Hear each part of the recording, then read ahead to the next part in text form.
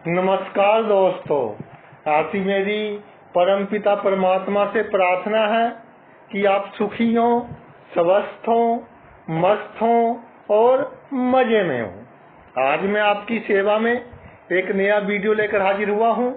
Video शुरू करने से पहले आपसे विनम्र विनती है कि अगर आपको मेरा ये वीडियो अच्छा लगे तो मेरा चैनल सब्सक्राइब कर देना और मेरा वीडियो लाइक व शेयर कर देना। वो कहते हैं कि ईश्वर जब किसी का बुरा करता है तो उसकी बुद्धि भ्रष्ट कर देता है। तो भाई, जो केतु ग्रह ये पूर्व जन्मों का हमें फल देता और पहले हमसे गलत काम करवाएगा, फिर उसका हमें दंड देगा। दोनों कार्य खुद ही करवाता है। केतु के पास दिल है, दिमाग नहीं है। और दिल होने के कारण एक तो इमोशंस, भावुकता बहुत अधिक है।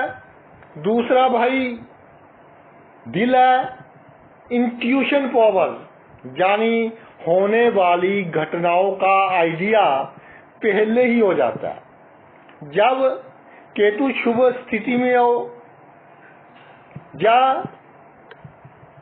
किसी मित्र ग्रह के साथ उसकी दशा अंतर्दशा हो, यानी कि केतु ने शुभ फल देना हो, तब तो ये अपना जो इंट्यूशन वाला पार्ट है कि जो घटनाएं घटनी है हमारे जीवन में, उसके अनुसार डिसीजन जातक लेता है, निर्णय लेता है और कामयाबी हासिल करता है।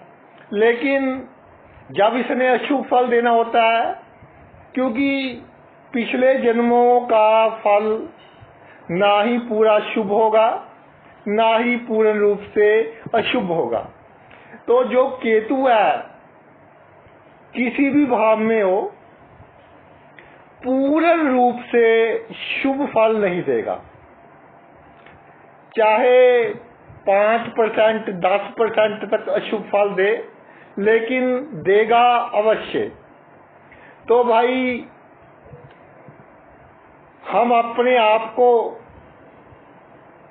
किस तरह से तैयार रखें, अपनी आदतों में कैसे बदलाव करें और केतु को प्रसन्न करने के लिए क्या करें कि केतु का जो अशुभ फल है वो हमें कम से कम प्राप्त हो।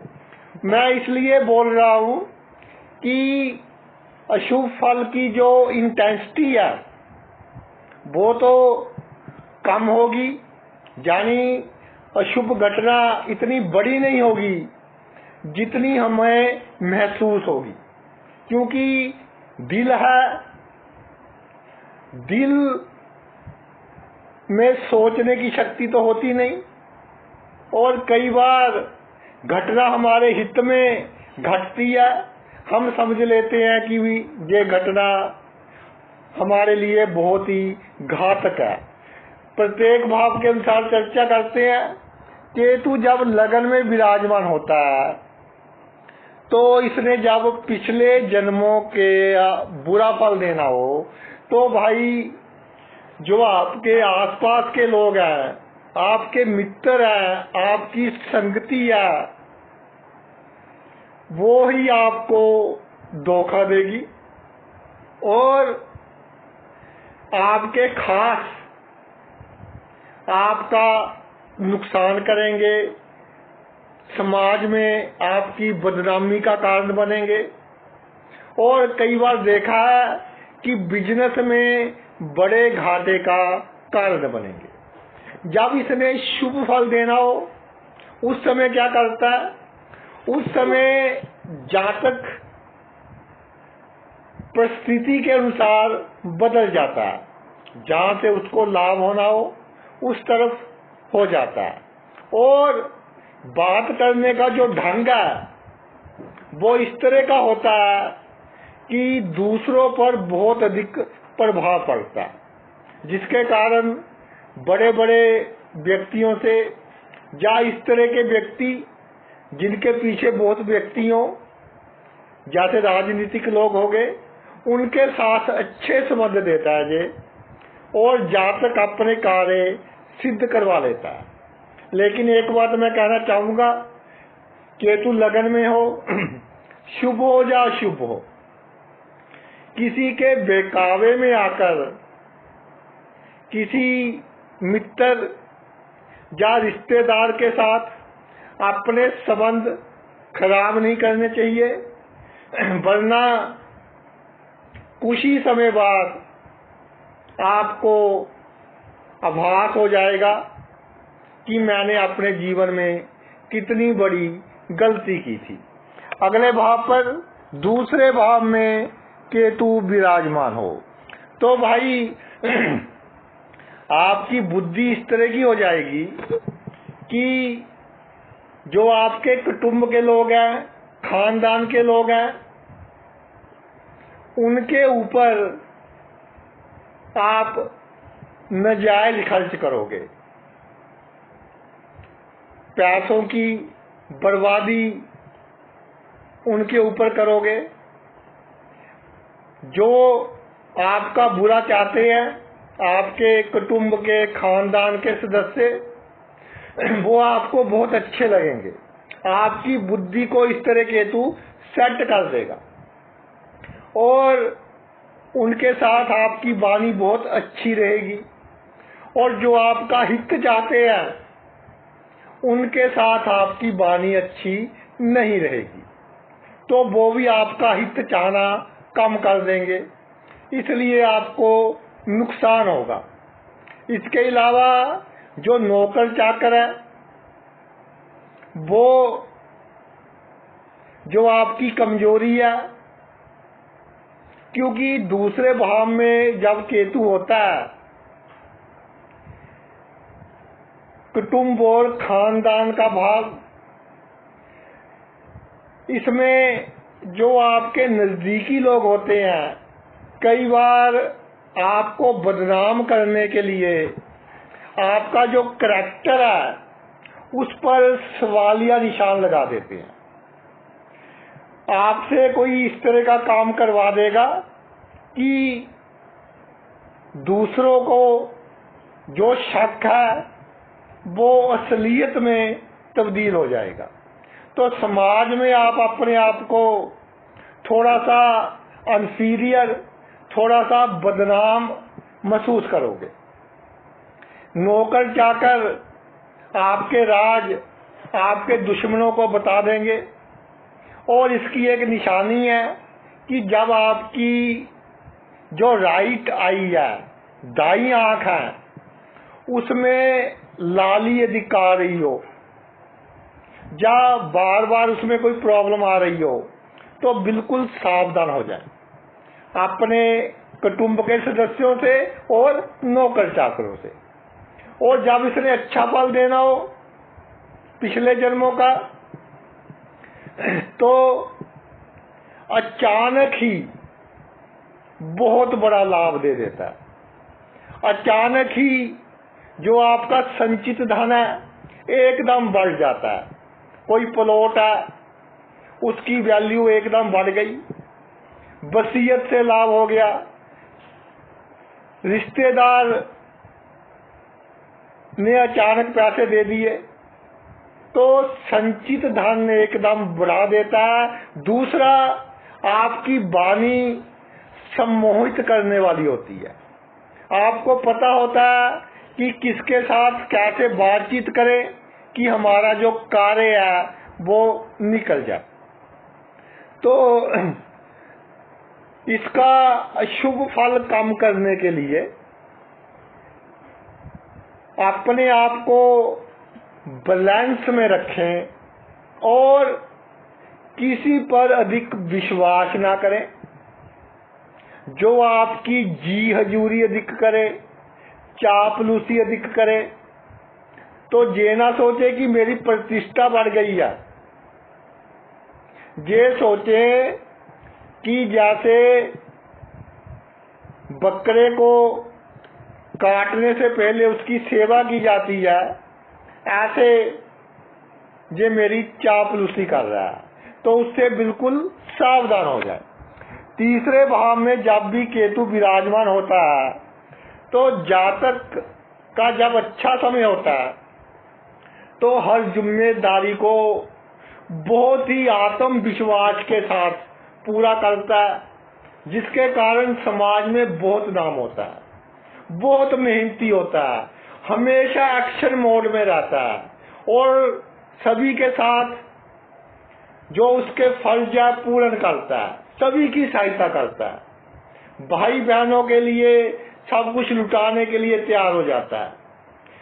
मित्र चाहे शत्रु भी हो, ऊपर से ढोंग करते हो मित्रता का, उनकी भी पूरी हेल्प करता है। लेकिन जब भाई तीसरे भाव में केतु शुभ प्रभाव में हो तो जिसका बहुत किया उसने ही धोखा दिया। जिस पर विश्वास था कि बुरे समय में मेरे काम आएगा, उसने ही जातक को डबोने का काम किया और दिल इतना दुखी हुआ कि कई बार तो जातक डिप्रेशन में चले जाते हैं। वैसे तीसरे भाव में ऐसा लिखा गया है कि केतु राजयोग का काम करता है, जातक का मान सम्मान इज्जत बहुत अधिक होता है। लेकिन जब शुभ प्रभाव देता है तो जो जातक करता है दूसरों के अच्छे के लिए, वो जातक के ऊपर बुरा प्रभाव ही डालते हैं, यानी उससे जातक का बुरा ही होता है। तो जब आपको लगे कि केतु बुरा फल दे रहा है तो भाई किन्नरों को दान कर सकते हैं, या गणेश जी की पूजा सबसे अच्छी है, क्योंकि गणेश जी का सर भी हाथी का सर लगाया था और केतु का सर भी नहीं है। तो गणेश जी से प्रार्थना करें, कुत्तों की सेवा करें, तो आपका जो इज्जत मान सम्मान है समाज में बना रहेगा। देखिए, जब चौथे भाव में केतु विराजमान हो जाए तो ये जो आपका मन है उसमें विचारों की ट्रैफिक बहुत अधिक कर देता है। छोटी सी घटना घटी नहीं लाइफ में कि आप सोचते ही रह गए कि कहीं ये ना हो जाए, कहीं वो ना हो जाए, और आपकी कामनाएं एकदम बढ़ा देता है। जो आपके पास है उसका सुख तो आप लेते नहीं, और जो कामनाएं बढ़ा दी उसको पूरे करने के चक्कर में भटकते रहते हो, यानी भटकाव देता है जब जिसने पिछले जन्मों का बुरा फल देना होता है। ससुराल के साथ संबंध खराब कर देता है, नींद आने में प्रॉब्लम दे देता है, जिसके कारण अगले दिन भी आप गुस्से में रहते हैं और किसी ना किसी के साथ कोई ना कोई पंगा हो जाता है। मकान बनाने में विघ्न बाधाएं डालता है। लेकिन जब शुभ प्रभाव में हो, शुभ ग्रह के साथ दशांतर दशा में हो, गोचर में शुभ हो, तो भाई अचानक ही आपकी प्रॉपर्टी का निर्माण हो जाएगा, अचानक ही आपकी कामनाएं पूरी हो जाएंगी। आपने सोचा भी नहीं होगा कि ये व्यक्ति मेरी मदद करेगा। आपके परिवार का सदस्य जो आपके विरुद्ध था वो आपकी बहुत मदद करेगा, उसकी बुद्धि एकदम चेंज हो जाएगी। तो इस तरह आपको बहुत अच्छा फल देगा। आपका जो घर है अगर पहले बना हुआ है तो बहुत सुंदर हो जाएगा। जो अगला भाव है पंचम भाव में केतु, इस भाव में केतु बहुत ही विचित्र फल देता है। बहुत सावधानी से चलने की आवश्यकता होती है।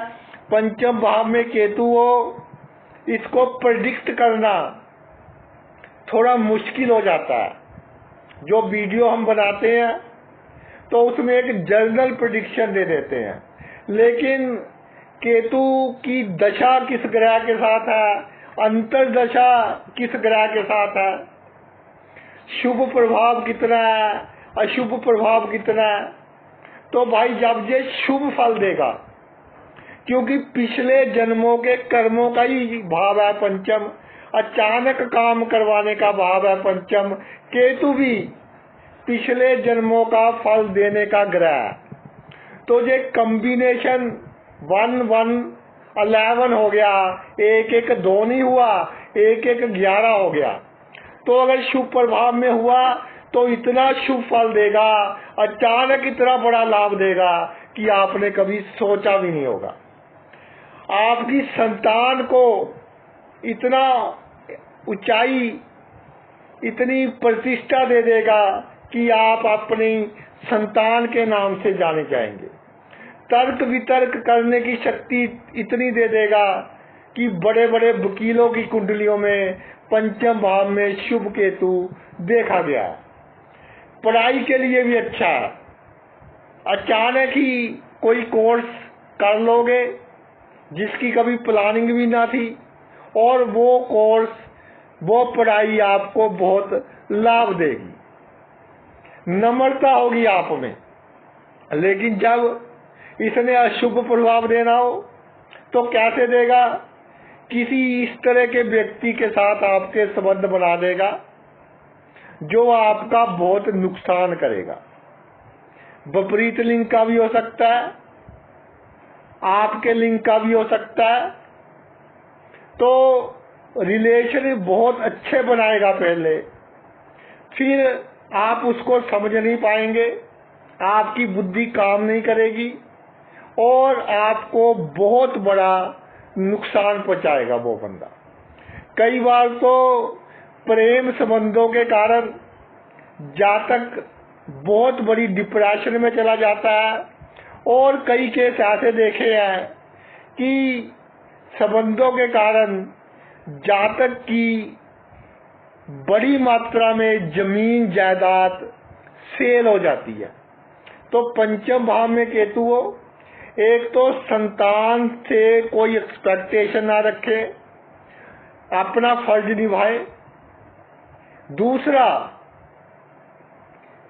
किसी के साथ इतने गूढ़े संबंध ना बनाए कि वो आपको चूना लगाए, क्योंकि जिसके साथ आपके संबंध बनेंगे आपको उसकी लत लग जाएगी। जैसे चाय पीते हैं हम, चाय की लत लग जाती है, तलब होती है जिस समय चाय पीते हैं, उसी तरह आप उसके बगैर, उससे बात करे बगैर रह नहीं पाओगे, तो मन बहुत भटकेगा। तो किसी भी व्यक्ति के साथ इतने गूढ़े, इतने पक्के संबंध ना बनाए कि अगर वो आपको धोखा दे दे या आपको उसको छोड़ना पड़े तो आपका नुकसान हो, आप इमोशनली अपसेट हो। छठे भाव में जब केतु आ जाता है तो भाई, जब छठे भाव में केतु विराजमान हो जाता है तो जातक को शरारती बनाता है, और जिसके साथ शत्रुता करनी होती है सॉरी, पहले उसको अपना मित्र बनाता है, उसके राज जानता है, उसके बाद उससे उसके बाद उससे शत्रुता करता है। तो भाई, जिसका मित्र बनकर हम उससे दुश्मनी करें वो कभी नहीं भूलेगा। 100 दिन चोर के 1 दिन साध का। तो एक ना एक दिन आपसे पंगा लेगा और आपका बुरा करेगा।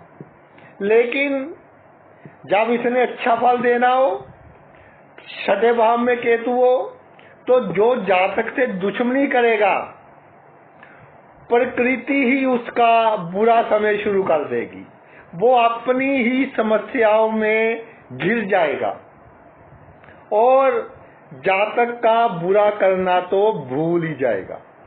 छठे भाव में केतु हो तो भाई ननिहाल पक्ष से, मामा मामी मौसी से कोई लेन देन ना करें। अगर आप नौकरी में हैं या राजनीति में हैं, पूरे आत्मविश्वास के साथ काम करें, किसी को धोखा ना दें और डर डर कर कार्य ना करें।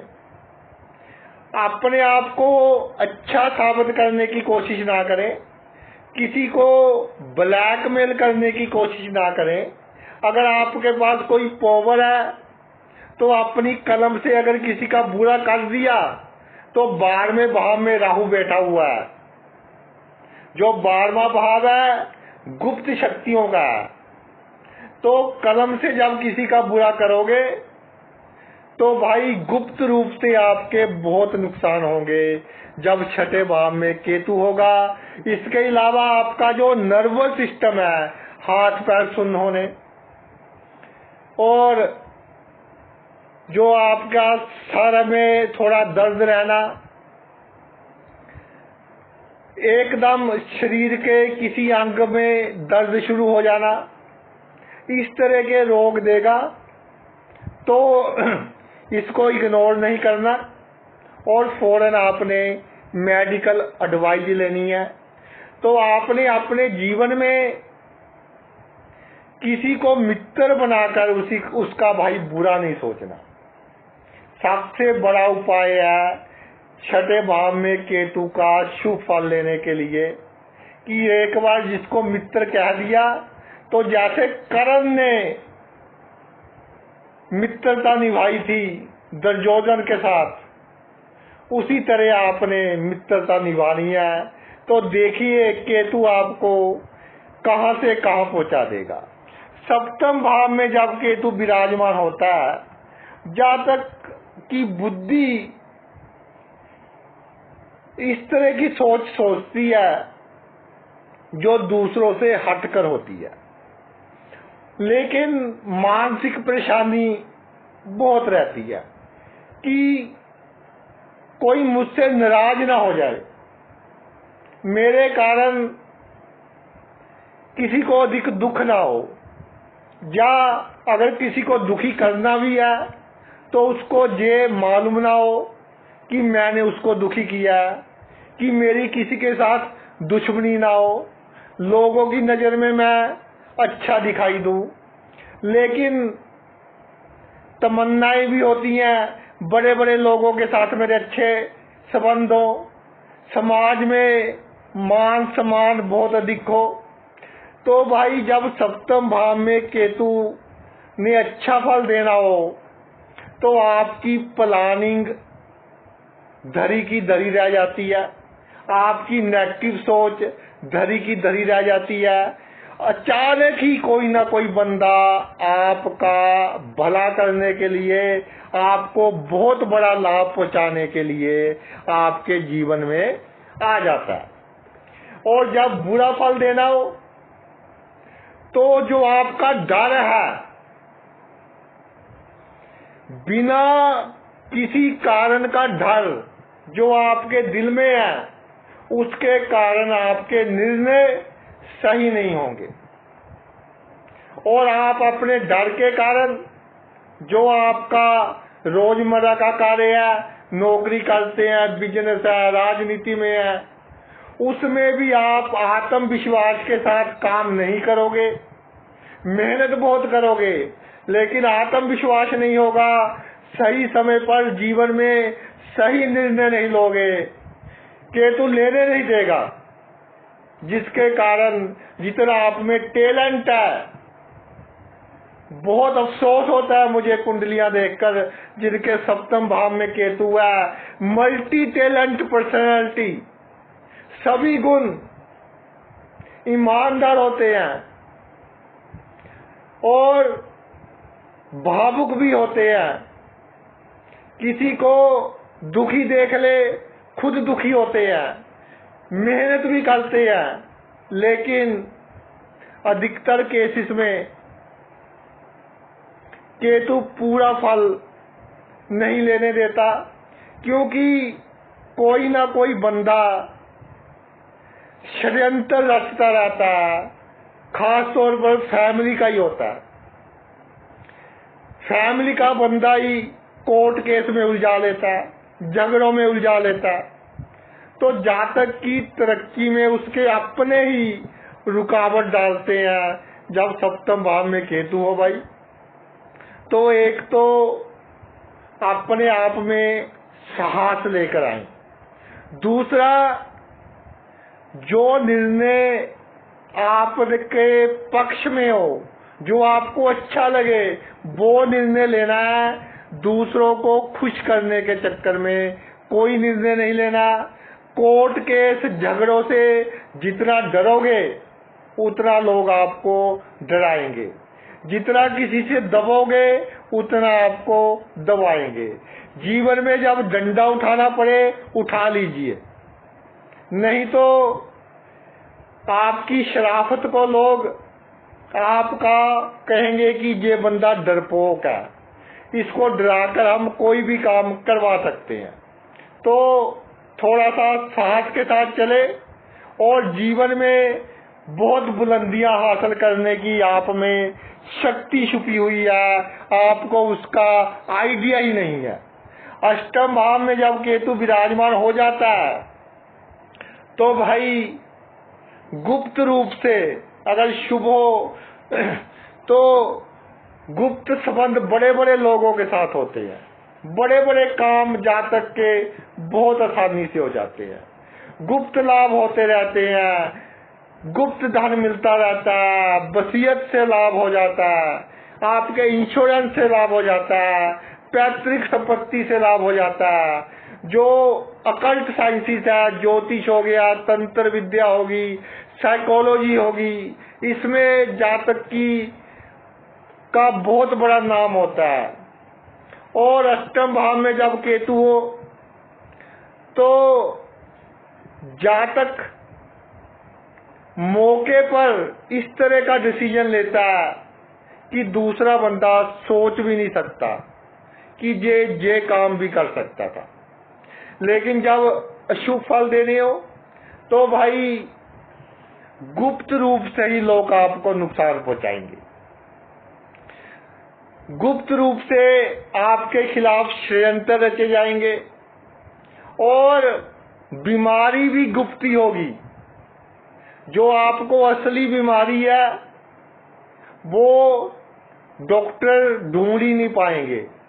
अगर ढूंढेंगे तो उसमें बहुत अधिक समय लग जाएगा और बीमारी बहुत बढ़ चुकी होगी। इसलिए अष्टम भाव में केतु हो, छोटी सी भी बीमारी को इग्नोर ना करें, और केतु अशुभ फल ना दे। इसके लिए अपने आप को बिल्कुल सीक्रेट कर लें, अपने राज किसी को ना बताएं। जो आपके मन में है दूसरों को उससे बिल्कुल उल्ट बात बताएं, तो जीवन में आप कामयाब होंगे। नवम भाव में जब केतु विराजमान होता है तो काफी केसेस में देखा है कि अच्छा फल ही देता है। विदेश की धरती पर बहुत लाभ देखा गया है। विदेश की राजनीति में भी भाग्य अचानक चमकता है। धार्मिक कार्य में अगर जातक दिखावा करना शुरू कर दे, और करते हैं जिनके नवम भाव में केतु होता है, तो वो दिखावे के कारण आपका थोड़ा नुकसान, समाज में मान प्रतिष्ठा की थोड़ी कमी हो सकती है। तो धर्म के मामले में कोई दिखावा नहीं करना, और मेहनत कीजिए। जितनी मेहनत करेंगे भाग्य आपको उससे अधिक फल देगा। और जब केतु ने बुरा प्रभाव देना हो तो आपको जिद देगा कि मैंने ये कार्य करना ही करना है।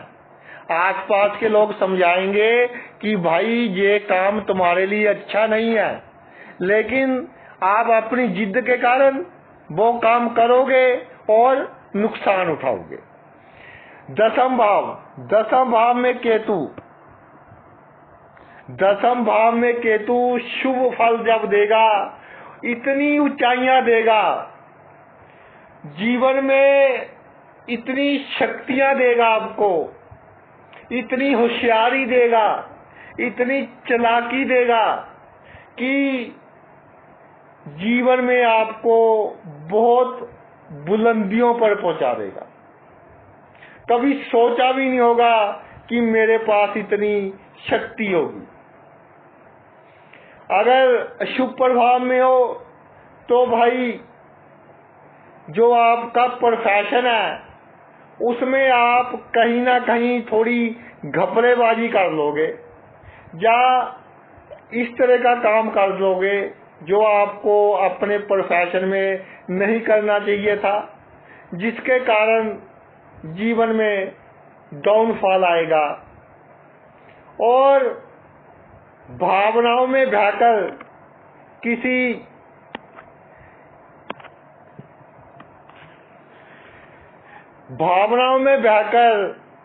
किसी की सहायता कर दोगे, गैर कानूनी ढंग से मदद कर दोगे तो आप मुसीबत में फंस जाओगे।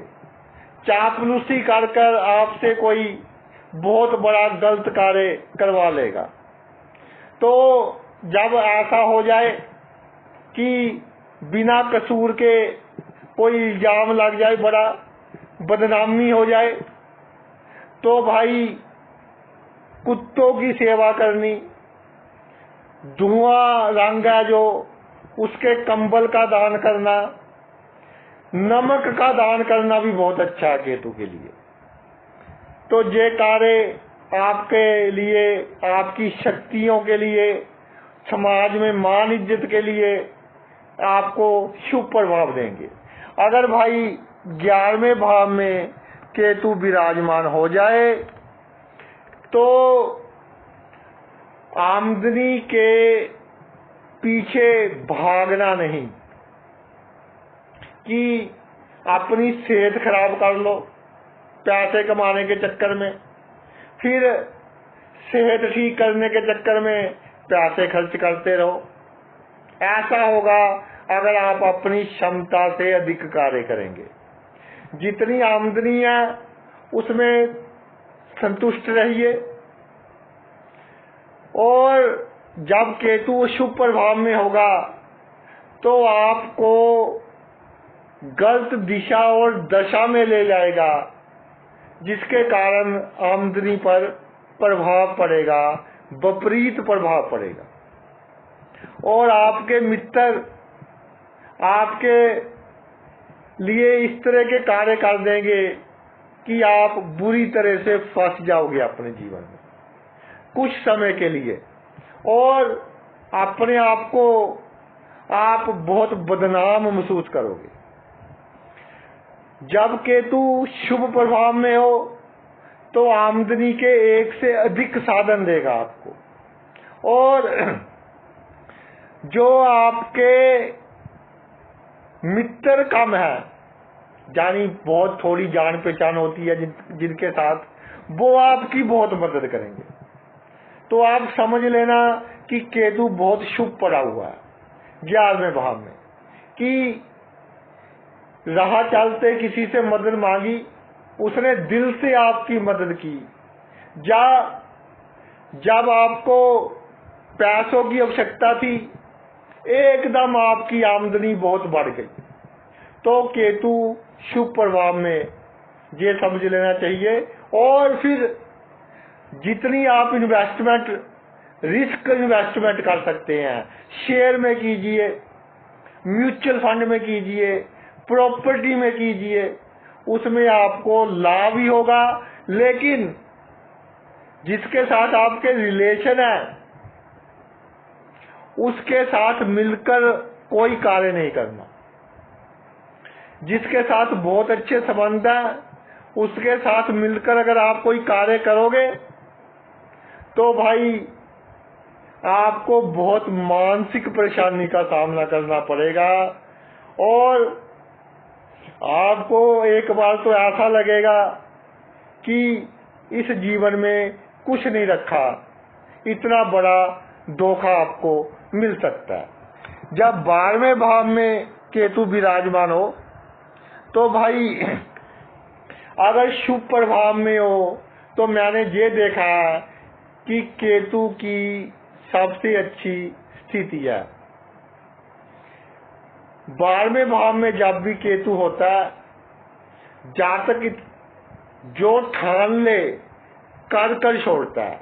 और 12वां भाव मोक्ष का है, केतु भी मोक्ष का कारक है। तो हमारा जो मकसद है, हमें जो मनुष्य का शरीर मिला है, वो इसलिए ही मिला है कि हम मृत्यु जीवन का ये जो चक्कर चल रहा है, इससे मुक्ति पा सके।